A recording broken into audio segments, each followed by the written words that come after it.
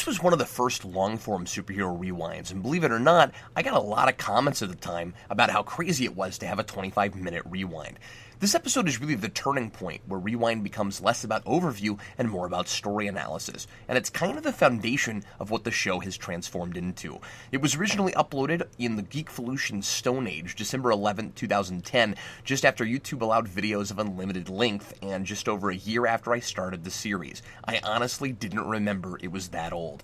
The original version is still available to watch with stills for the time being. It's been flagged for copyright, but not blocked at the time of this recording anyway, so if you'd still like to see the screen grabs for story context, you can look at it that way. Hope you enjoy it.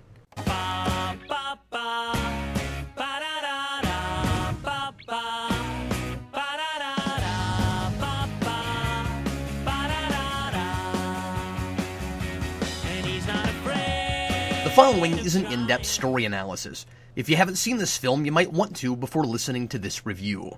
I think the first step in making an excellent film is attitude. If you go down a checklist of the technical things that are critically considered necessary for good filmmaking and good storytelling, following modern conventions of cinematography and lighting and acting and screenwriting, you can make a competent movie. But if you want something everlasting and exceptional, you need the kind of reverence for the material and for the character that David Goyer and Christopher Nolan clearly have. Batman Begins works on every level, but what it excels most at is making this not just a good Batman movie, but a good movie. It doesn't feel like it was made for superhero fans. It was made for fans of movies, people who want a good drama, a believable and emotional experience that makes them care for the characters involved and get sucked into the universe with them. That's hard to do, and it's even harder when there's such a stigma attached to superhero movies. Before Batman Begins, I'd say a lot of people knew what the superhero movie formula was, and some of them probably didn't feel the need to ever see another one because they thought once they had seen a few, they'd seen them all. Yes, it's about someone who puts on a costume and tries to save the world, like the Batman movies that came before it. But that's secondary to the personal story of a man who feels in his deepest core that he must do something to change the world, and the complexities in his life that leads him to that place. I'm going to approach this review as usual with an emphasis on the characterization and the ideas the film puts forth. But I'd like to briefly tackle the movie against its source material, because it would be remiss not to mention that, given that this is not only a reboot, but it's the reboot that really started the recent boom of movie reboots. I would say it's a model that led to the reboots like James Bond, Star Trek, and future franchises like Spider-Man and Superman. I think Batman Begins is one of those movies that employs a lot of things that work better in practice than they do on paper, as opposed to what happens more often, something that's great conceptually, but not so good in execution.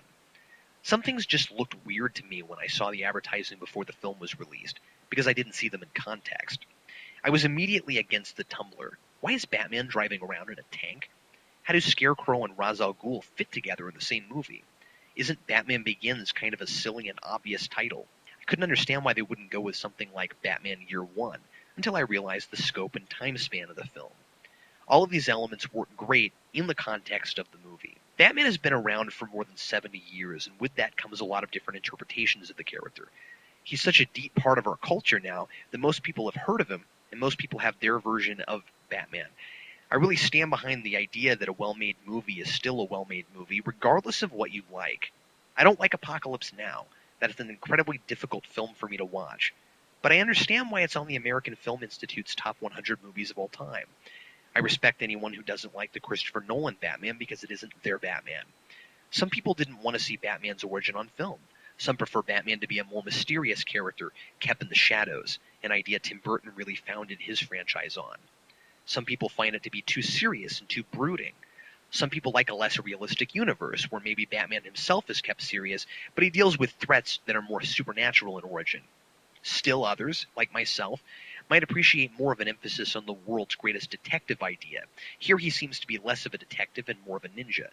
But whatever a viewer's taste, the movie was made with a lot of heart and soul, and it does an excellent job of exploring several aspects of a central theme while still telling a story about a character that is made very real and relatable. It isn't what every person wants in a Batman story, but that would be impossible. I argue against origin stories a lot in superhero films, and this is a big exception for me. I had a creative writing professor once who said that anything can work, you just have to make it work. Basically, that means that if something is as overdone as the superhero origin story, you have to work that much harder to make it not feel overdone in your movie. Batman's a different animal than something like Superman or Spider-Man, because Batman doesn't have that same kind of definitive origin. We've seen Superman and Spider-Man's origin again and again. Everyone knows the main thing about Batman. His parents got shot, so he became Batman. But there's a lot more to it than that if your character doesn't have superpowers. How does Bruce Wayne get the skills that make him such a gifted crime fighter? Where does his drive and determination come from? Prior to Batman Begins, there were pieces of origin, but there was a big gap. We knew Bruce traveled the world for several years, but we weren't sure exactly where he went or what he did. So Batman Begins does the best thing a film can do that's based on source material but telling its own unique story. It adds something to the mythos, while also borrowing from and showing reverence to what was already there. The movie draws plot, style, and ambiance from several Batman stories, especially Year One and The Long Halloween, and it uses the most crucial Scarecrow and Ra's al Ghul stories to help shape and recreate those characters on the screen. At the same time, it creates an entirely new Batman universe for the screen, one that many viewers have called a highly realistic take on the character, albeit a heightened reality. The movie never looks like it's shot on a set. There's a lot of location shooting, a lot of practical effects, and anything built is made to look real. Oh, and from my understanding, anything you see the Tumbler do in the film, that car really does. We aren't given any indication here that anything supernatural is part of this universe. There are some elements of science fiction, however, with some technology that seems possible but isn't necessarily in existence at the moment, such as the microwave emitter that can vaporize an entire city's water supply. And Batman Begins does what the best science fiction does. It explores reality by ramping it up and showing aspects of reality in its purest form. Fiction can expose hidden truths by showing things at their most extreme, like George Orwell did with 1984. In this case, that also ironically helps Batman to make more sense because he's made to feel more necessary than he perhaps would seem in the real world. Gotham City represents any large American city. It's Chicago, it's Detroit, or it's New York City. It's any place with crime and corruption, but it's worse than all of them. This Gotham's crime is nearly all run by one mob boss, Carmine Falcone. Nearly all of its police are corrupt, and so are a lot of its politicians and civil workers. The police are part of the problem, and that's why someone like Batman is necessary. The movie also provides a good case for the idea that one man can make a difference. Bruce creates Batman not just to strike fear into the hearts of criminals, but to make a statement to the good people in Gotham, whom he strongly believes exist, but, as he says to Alfred, need dramatic examples to shake them out of apathy. I mentioned science fiction to illustrate how the film is working as a heightened reality, but it's mostly a complex crime drama. At first, there seem to be several villain plots happening at once, until we realize that each is just one piece in a larger puzzle. Ra's al Ghul and the League of Shadows want to destroy Gotham because they believe it's corrupt and beyond saving. Dr. Crane is one of Gotham's corrupt civil workers, the manager of Arkham Asylum, who's working for Ra's al Ghul, whom he mistakenly believes wants to hold the city for ransom, and he's just doing it for the money. He's using Carmine Falcone, who pulls the strings of the city's criminal underground, to help smuggle the drugs into the city that he in turn is weaponizing for Ra's. And even Joe Chill, the man who murdered Bruce's parents, is wrapped up in this web of crime. He was driven to desperation by the depression, which we discovered by the end of the film was actually caused by the League of Shadows. What makes the origin story work, besides the fact that it is indeed interesting to see how a mortal man becomes a legend like Batman, is that it isn't just a contrivance, as I often say, to get the ball rolling. Here, it's one complete, intricately woven story. It spans a lot of years, but every element is vital to the whole. Nolan is a master at nonlinear storytelling. He gives us what we need when we need it. And though for the first 40 minutes or so, the scenes aren't presented in chronological order, they aren't difficult to follow and there's a logic to their order. It isn't like the first Superman film, which is an epic in 3 parts. This film is more fluid, though it's still an opus that stretches a lot of time. It's impressive how cohesive it is, and that very little feels contrived.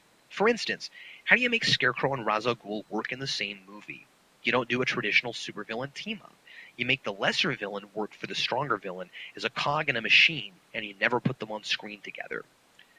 The movie explores Batman's greatest asset, fear, and it uses each of its major characters to showcase a different aspect of fear and how fear can be used. Batman represents fear as a motivator. He uses fear to frighten his enemies, and he uses a symbol of fear to motivate others to take action against corruption. He's a representation of overcoming fear. He's afraid of bats, and he becomes the thing he's most afraid of. The symbolism of the bat is very complex, and I could probably write a whole paper on it.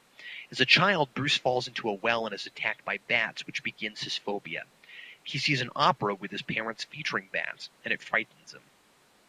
He blames himself for his parents' murder because it was his fear of bats that caused them to leave the theater. So Bruce ultimately uses the bat as a symbol of strength, turning a negative into a positive. It's unclear if he ever truly gets over his guilt, or if he just uses it as a motivator.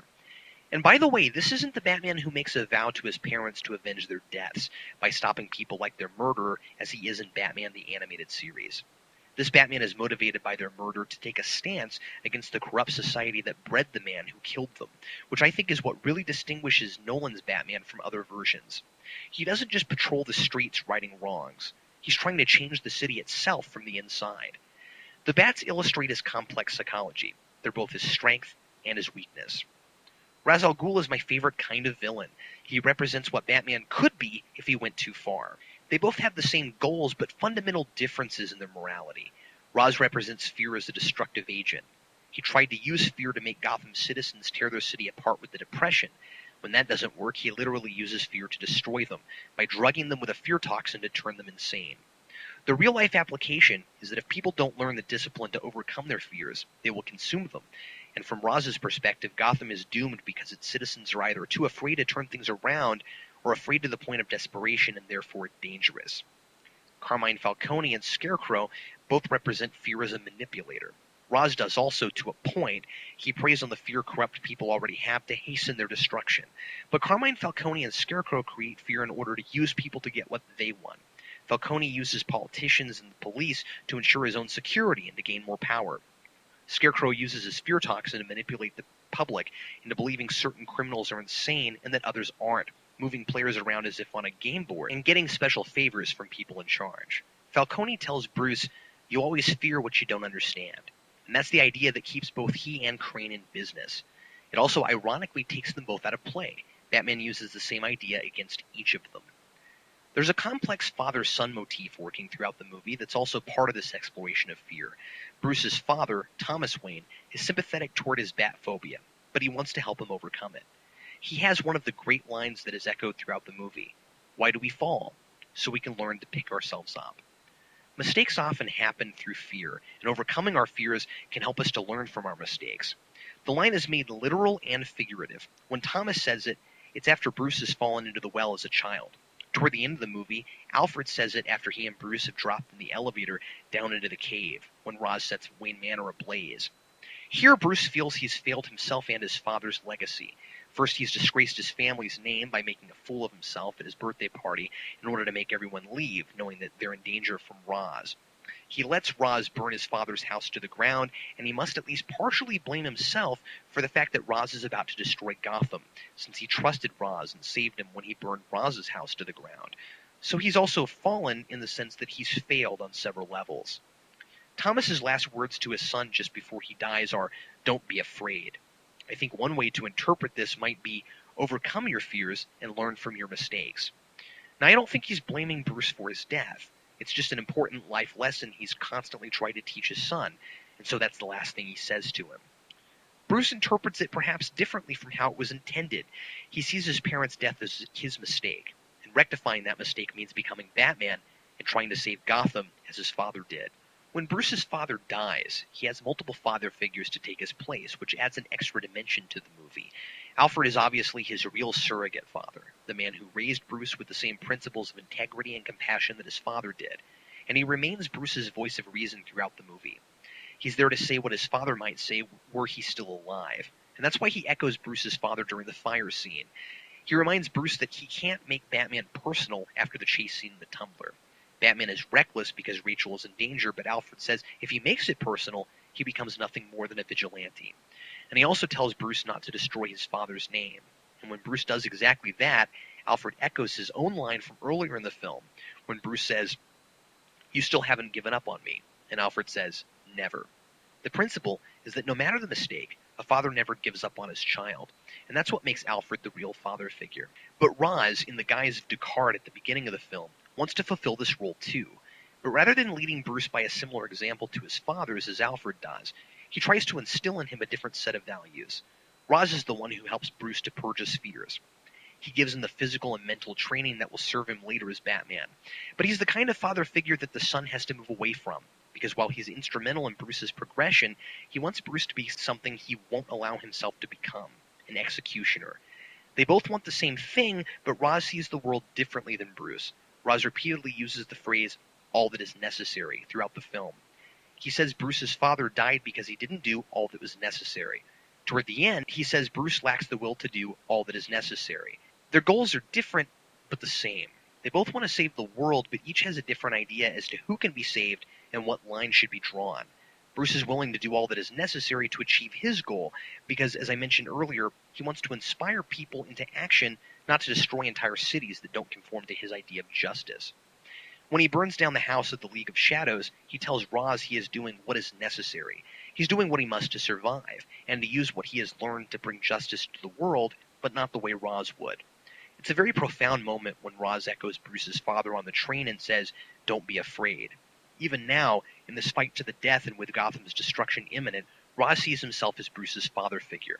And if Bruce interprets this the way I suggested earlier, if he's listening to his father's voice and not Raz's, he's hearing something different from the irony Raz intends as he's about to end the life of his greatest student.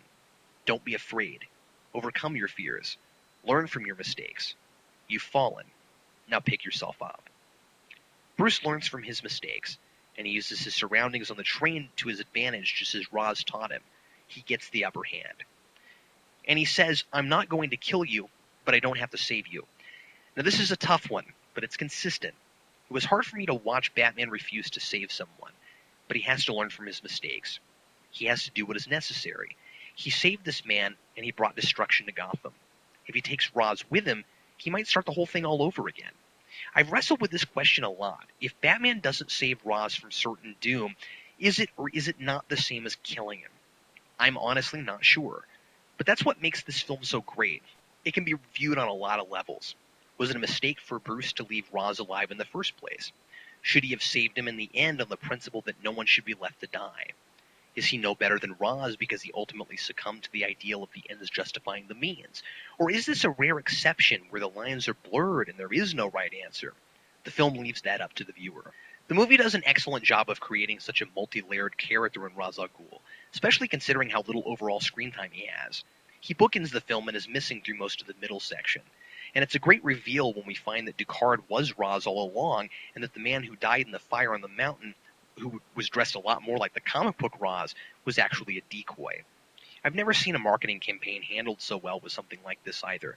The first wave of action figures had Ra's al Ghul figures with Ken Watanabe's likeness, and only well after the movie's release were there figures called Ra's al Ghul that looked like Liam Neeson, and Ken Watanabe was featured a lot in the advertising. And although he isn't Raz, his performance is excellent. He brings a lot of presence to the screen and has a dark confidence that makes him appear very much in charge. I also like the subtle nods to the supernatural nature of Ra's al Ghul from the comics in the scene just before Wayne Manor is burned to the ground. When he reveals himself to Bruce, he says, "Is Ra's al Ghul immortal? Is he supernatural?" To which Bruce responds, "Or just cheap parlor tricks?" We never get a straight answer. It seems Bruce's line is meant to be correct, but who knows? When Ra's talks about the League of Shadows loading up plague ships with rats and sacking Rome, he sounds almost as if he was there personally. And if you know the character from the comics, there's just enough of that sort of thing where you have to wonder if he somehow survived the train wreck at the end and was taken back to a Lazarus pit by the League of Shadows. Now, I doubt it. My guess is that in Nolan's mind, this is a completely unsupernatural universe that doesn't have Lazarus pits. But I like that nothing contradicts the possibility either, and that Raz is just mysterious enough that the possibility is there for any fans who'd like to speculate about it. All the psychology, symbolism, and metaphor is really interesting, but it's also a really fun and entertaining film. I like how tastefully made it is. It's very serious and has some dark themes, yet there's no blood or gore and the violence is minimalistic. Nolan leaves a lot to the viewer's imagination. He shows us a lot of great images on the screen, but he also wants to plant ideas in our head so we can fill in the blanks. I understand the criticism that the fights are up too close and hard to see, but I personally think that's a stylistic choice that makes a lot of sense with this film. You'll notice that in The Dark Knight, there's a little more choreography and we're allowed to see Batman fight a little more. I think Nolan was making a statement here in this first film. This movie isn't about watching Batman beat people up. That happens because it has to. He's Batman. But you don't need to see a lot of it. The movie is about characters and ideas, so that's what he focuses on. The movie has a lot of tender moments and is good-humored. When there are jokes, they're clever, well-timed, and serve characters rather than serving some script necessity of comic relief. We can laugh without being taken out of the serious world we're in. A lot of the comedy comes from Alfred and Lucius, and they're both dry and subtle. Lucius's lines are especially well crafted because they join together to create a running gag. Bruce refusing to tell him he's Batman, but Lucius knowing there's obviously something going on beyond a rich guy playing with toys. It has very little gratuitous action. For the most part, when there's fighting or jumping off rooftops or rappelling, it's part of the story and it feels necessary. The exception to that is the Tumbler chase scene. The movie tries its best to make this necessary, but it ultimately comes off to me as an excuse for a chase scene. I can't complain too much because I love watching the Tumbler driving over rooftops and it's wonderfully well crafted. I also think that the movie is working so hard to keep us thinking about its ideas and to keep us guessing about its mysteries that this is a welcome picking up of the pace. Batman is desperate because Rachel is in trouble. She's been gassed with fear toxin and he has to get her back to the cave. He's making her a priority, so he's not worried about anyone who gets in the way. Perhaps this is even part of the doing all that is necessary motif. Still, he just got away from an entire SWAT team without being caught. It seems like he should be able to get back to his cave with a woman without putting so many people in danger. At the same time, this is Batman Begins. He's still new at this. He's going to make mistakes. And his arc is all about making mistakes, having fears, and getting over them. One of those lessons is staying level-headed while someone he cares for is in danger. But still, it's a little convenient that, as Alfred points out, no one was hurt. I played the Batman Begins video game, which has a section where you basically play through this scene, and as you're knocking over cop cars, there's a flashing alert in the corner that keeps saying 0 casualties. I like all the things that shouldn't work in this continuity and do because of cleverly logical reasons. Scarecrow doesn't wear a costume, but he has a mask which helps him frighten his patients with his fear toxin. Alfred doesn't know how to do everything like he does in the comics. Lucius Fox is given some of his responsibilities, like coming up with his gadgets and synthesizing an antidote for a hallucinogen. And of course, he doesn't create everything. He's in charge of a department that collects weapons and gear no longer in development. It's maybe a little convenient, but it makes more sense than Bruce Wayne creating everything on his own. Bruce has to order some of the pieces to his Batsuit in bulk and separately so no one gets suspicious of what he's doing. There are a lot of examples of things like this. I haven't talked about casting, but like the other supporting characters, Gary Oldman's Gordon is spot on, and he's a spitting image from the character in the comics. He's honest, he's likable, he's competent, but he's also in over his head, and he can't get anywhere on his own, wanting to fix the corrupt police department. I like that Bruce already has a connection with him. Gordon was the cop who met Bruce at the police station after his parents were murdered. I like how much he gets to do in this movie. He doesn't just give Batman leads on crimes, he partners up with him and helps him do the tough stuff, not the least of which involves driving the Batmobile. One of the few weak links is perhaps Rachel Dawes. A lot of people don't like Katie Holmes, and I personally think she's okay in the role, but it's not an especially strong role in my opinion. I do like that she's a more subtle love interest than a lot of superhero movies have. She and Bruce aren't trying to have a romance in the middle of everything else that's happening. She does provide one of the major themes of the film, with her line, "It's not who you are underneath, but what you do that defines you."